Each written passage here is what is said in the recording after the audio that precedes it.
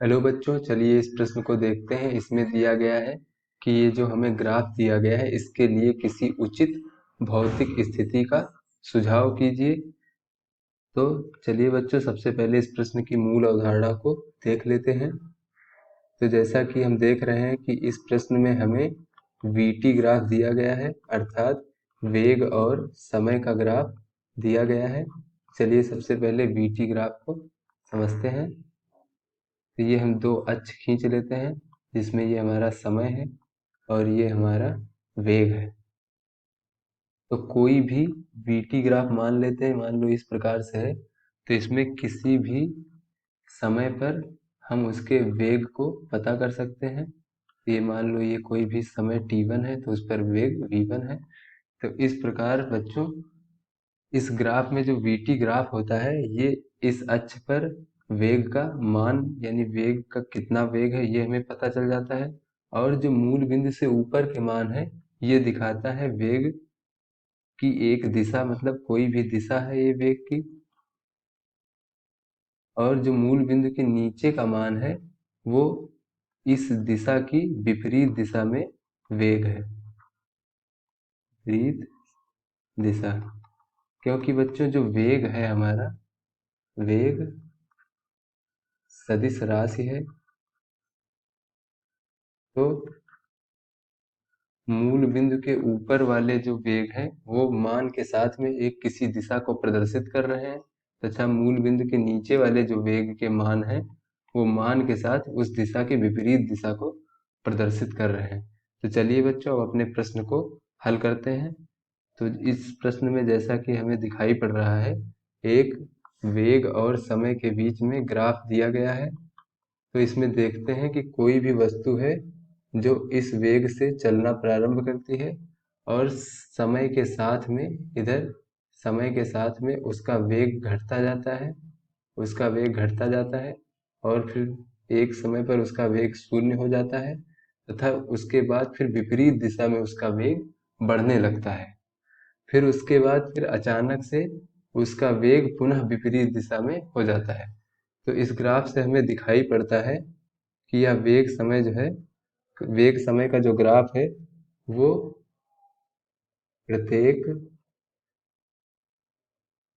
समय अंतराल, यानी बच्चों जो ये हमारा एक समय का अंतराल है कुछ इस प्रकार का, ये हमारा समय अंतराल है। तो इस प्रकार ये ग्राफ प्रत्येक समय अंतराल में, ये अलग अलग समय अंतराल है, तो प्रत्येक समय अंतराल में इस वेग की दिशा बदल जाती है। तो प्रत्येक समय अंतराल में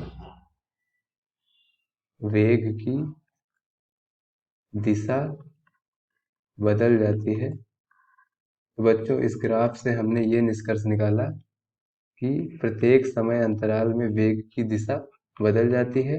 अब एक दूसरा निष्कर्ष ये निकल रहा है कि प्रत्येक बार, प्रत्येक समय अंतराल के बाद जो वेग का मान है, प्रथम समय अंतराल में कुछ इतना मान है v1 मान लेते हैं, फिर द्वितीय समय अंतराल में कुछ v2 हो जाता है, फिर तृतीय समय अंतराल में कुछ वेग v3 हो जाता है। तो प्रत्येक प्रत्येक बार जो है इसकी जो चाल है, यानी वेग का जो मान होता है वो चाल होता है। तो प्रत्येक बार चाल कम हो जा रही है।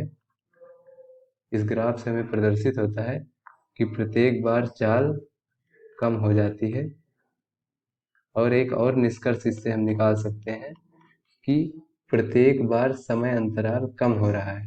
ये पहला समय अंतराल इतना बड़ा है, फिर दूसरा समय अंतराल इतना बड़ा, और तीसरा समय अंतराल इतना बड़ा। तो इससे एक ये हम निष्कर्ष निकाल सकते हैं कि प्रत्येक बार समय अंतराल कम हो रहा है, समय अंतराल कम होता जा रहा है।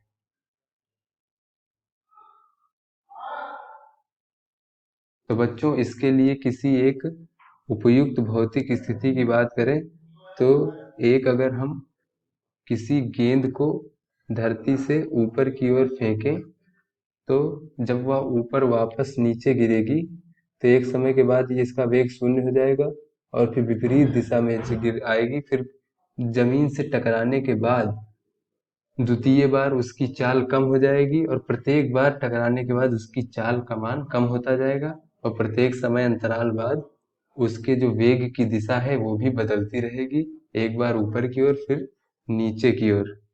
तो यह जो स्थिति है उसको हम इस प्रकार लिख सकते हैं कि गेंद को ऊपर की ओर अगर फेंके तो स्वतंत्रता पूर्वक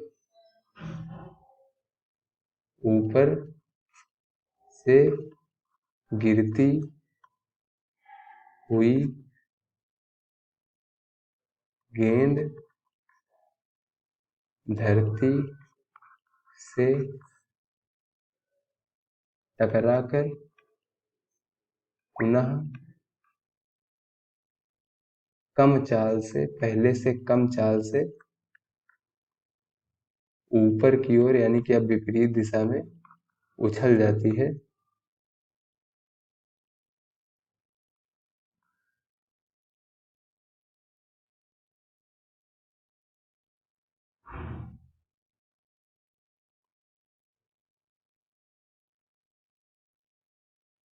तथा प्रत्येक बार इसकी चाल कम होती जाती है और साथ में समय अंतराल भी कम होता जाता है।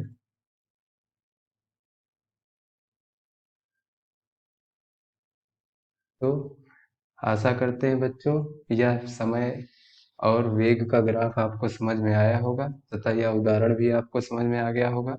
धन्यवाद।